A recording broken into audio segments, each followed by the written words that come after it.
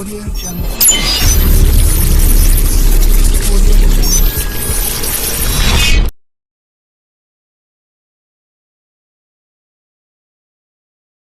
अस्सलाम वालेकुम, मैं हूँ डॉक्टर बिलाल अहमद राना और आप लोग देख रहे हैं हैंडसम माइंड टीवी चैनल।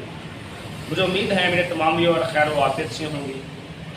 और आज हम बात करेंगे कि दुनिया का सबसे बड़ा क्रिएटिव थिंकर कौन है। इसमें कोई शक नहीं कि अकल के 100 हिस्सों में से 99 हिस्से मेरे नबी की ज़ात हज़रत मोहम्मद मुस्तफ़ा सल्लल्लाहु अलैहि वसल्लम की ज़ात के पास और एक हिस्सा बाकी उम्मती के पास। और उस एक हिस्से में से 7 से 8% हम लोग इस्तेमाल करते हैं और 12 से 13% के जीनियस लोग अपनी अकल को इस्तेमाल करते हैं और बाकी हम कब्र में लेके जाते हैं। अब मेरे नबी की ज़ात तो क्रिएटिव थिंकर है ही है, मान लेते हैं। तमाम तरह पैगंबर क्रिएटिव थिंकर हैं क्योंकि वो बदी से दूर रहते इसलिए क्रिएटिव थिंकर बनते हैं।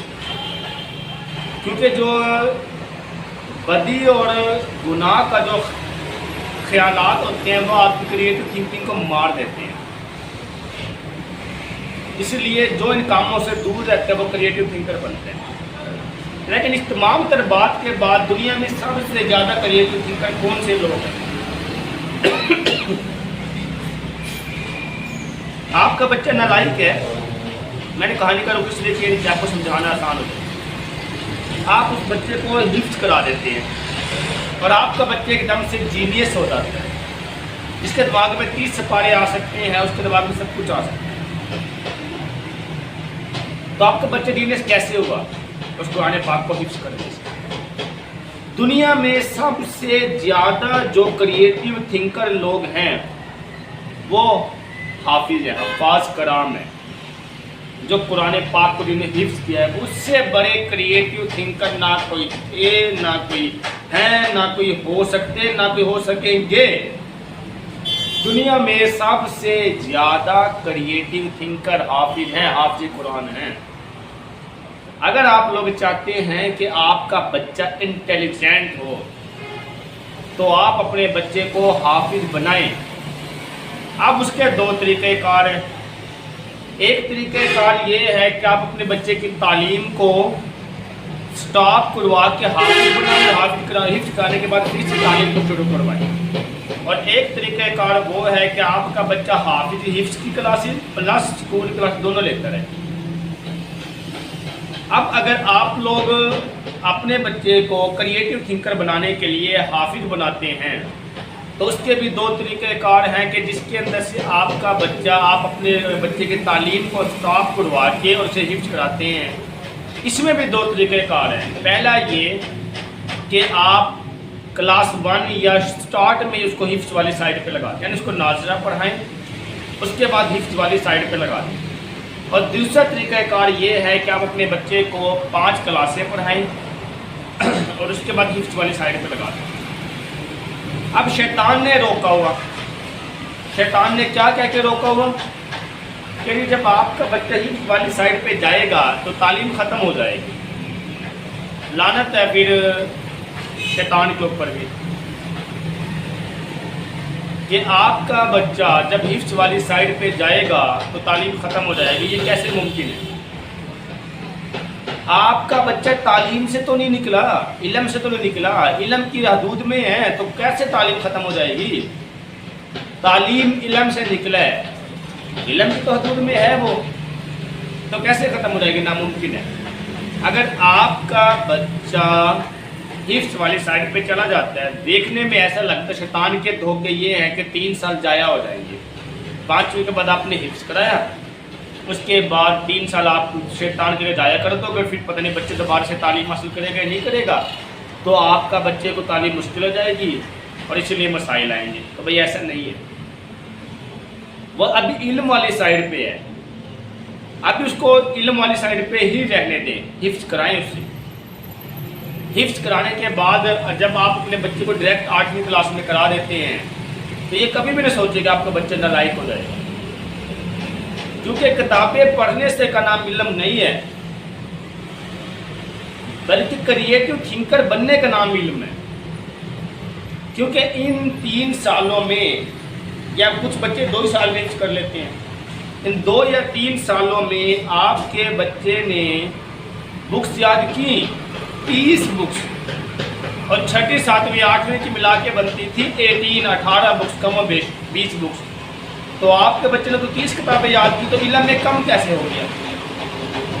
اور جب آپ 8ویں کلاس میں کراتے ہیں تو علم سے دور کیسے جا سکتے؟ کیونکہ وہ تو پہلے علم میں ہے.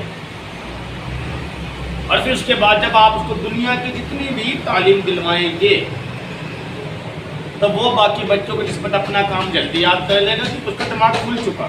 اللہ رب العزت کی ذات کی طرف سے جو حافظ ہوتے ہیں اس کے دماغ کو کھول دیا جاتا ہے، وہ کریٹو تھنکر بن جاتا ہے. یہ میرے رب العزت کی ذات کے ہاتھ میں ہے، اس لیے ہم اس میں کوئی منطق نہیں ڈھونڈ سکتے.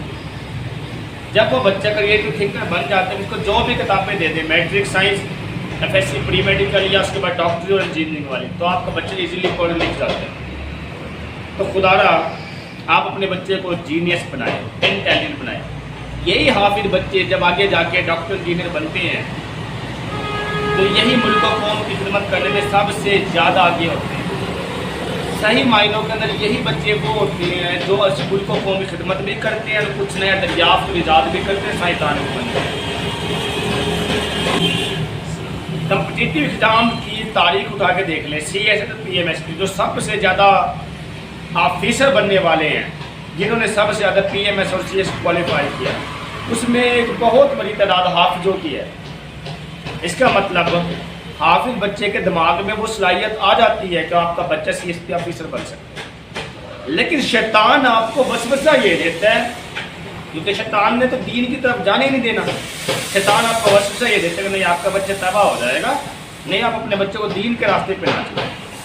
جب اس طرح شیطان وسوسے دیتا ہے تو پھر آپ اپنے بچے کو تعلیم کی طرف رکھتے ہیں، پھر آپ کا بچہ نہ میٹرک کر پاتا نہ FA کر پاتا، کیونکہ آپ نے دین سے دور رکھا تھا.